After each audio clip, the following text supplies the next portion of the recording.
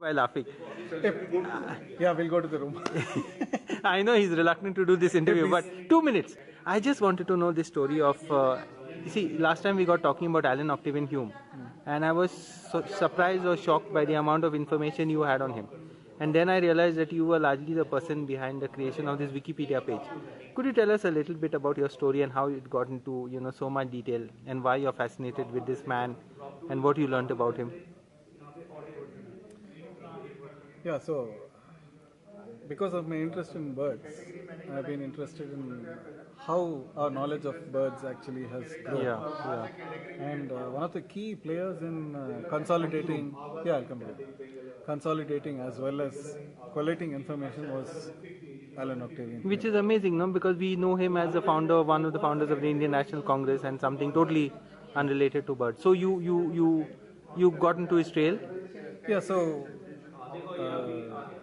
there have been several biographies of Hume I see. written from even the 19th century. Yeah, detailed I mean, in the 20th century. in book length.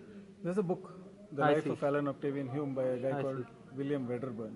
Very rare and out of print kind of stuff. It's available on the Internet Okay, Archive. okay, okay.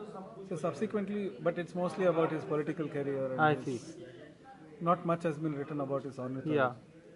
But in recent times, so 2012 was Alan Octavian Hume's 100th death anniversary.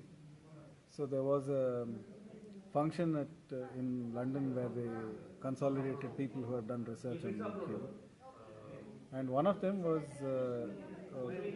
there was one biography written by Robert Priest Jones and Nigel Collar, both interested in ornithology. I see.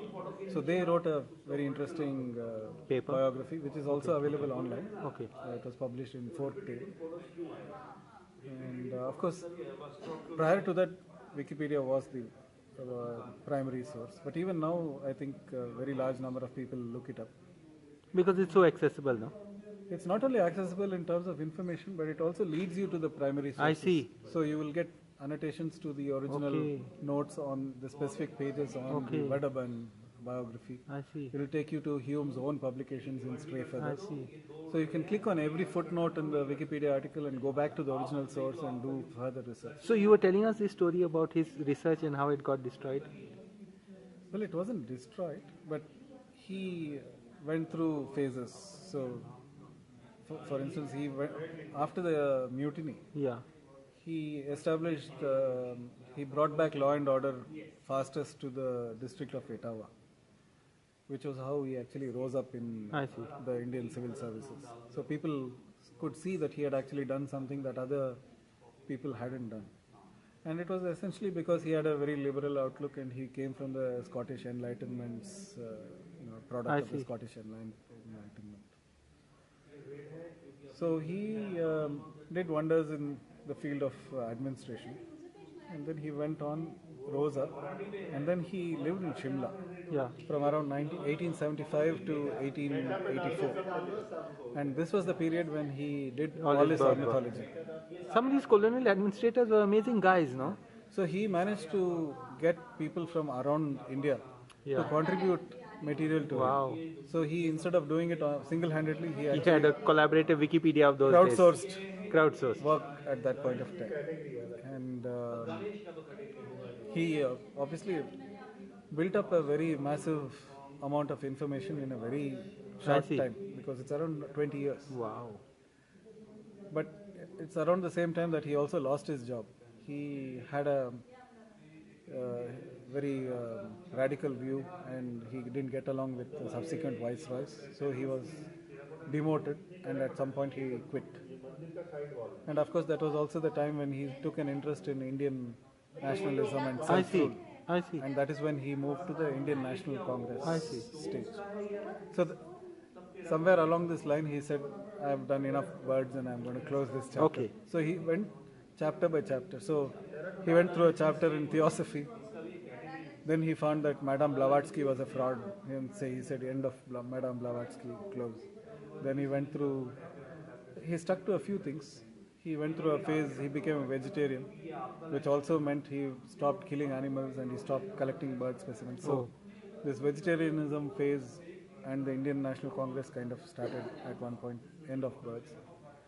And then he also went through this other phase of Indian National Congress where he found that the Indians were fighting too much among themselves. Oh, So he gave up even the Indian National Congress at some point and said, I'm going back to London. He I went see. to London.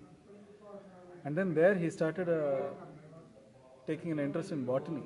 wow. Then he founded an institute called the South London Botanical Institute, My God. which still exists. I see. So the last thing that he did was he gave all his money to the establishment of the South London Botanical Institute, and then he died in 1912. So you visited both his houses? I went to Shimla after the Chandigarh meeting. Right. Um, In August unfortunately, I 2016. wasn't allowed inside, but I had a look from outside, and I met this professor from Himachal Pradesh who's actually made his lifetime vision of studying Hume. Wow. He is an ex-vice chancellor of Himachal Pradesh University. What's his name? Cut. Cut. Yeah. No problem.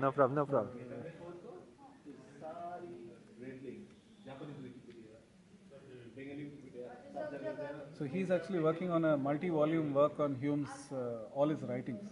I He has see. published 3 volumes. The man is again cut. He's, Yeah. He's having Alzheimer's and he's a really I old see. man. And so it's S.R. Mehrotra. I see. So he's been doing a lot of research on Hume.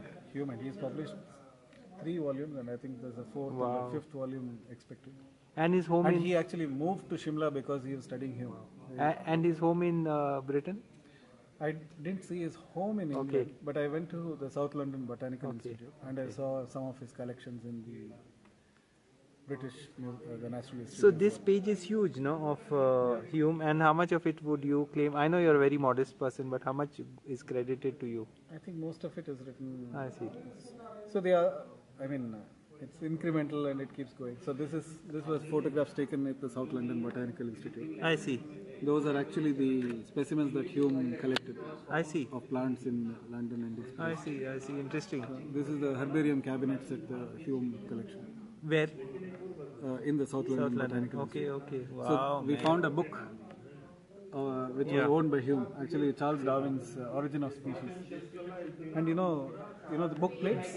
Yeah. When it's an old-fashioned technique of putting an ownership plate Yeah, on a book. yeah. So this is Hume's book plate. My goodness. It has his personal motto. Okay. In Latin. Yeah, Industria et Perseverantia means industry And perseverance. Alan Octavian Hume. My goodness. You photographed it? Yeah, and it's yeah. But what fascinated you about him? Only his budding life, or? Yeah, he's a very interesting character. I mean, outspoken and actually putting himself in the shoes of other people. I see. I mean, at one point he said, "I look upon myself as an Indian." Really? Yeah, so he Wow. Very politically incorrect perspective, but is this true in that sense? I look upon myself as a native of India. You know? Really? This was he wrote in 1887 to the Public Commission of India, I see. and I don't think many civil services At that people even stage. now will consider themselves. Thank you so much. Shaimal, thanks for everything.